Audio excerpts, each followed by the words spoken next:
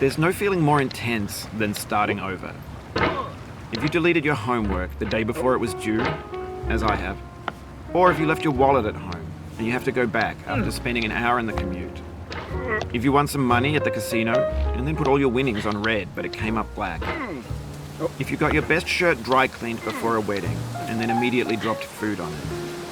If you won an argument with a friend and then later discovered that they just returned to their original view.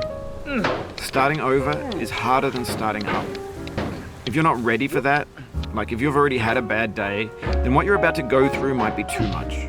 Feel free to go away and come back. I'll be here.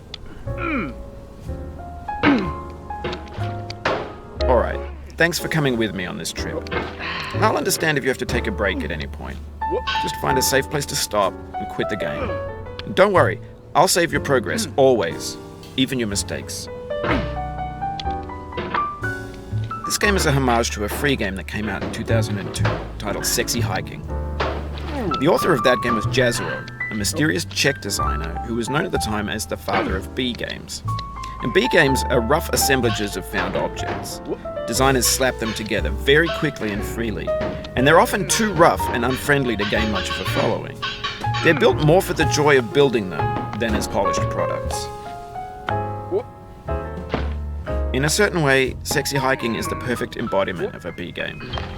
It's built almost entirely out of found and recycled parts, and it's one of the most unusual and unfriendly games of its time.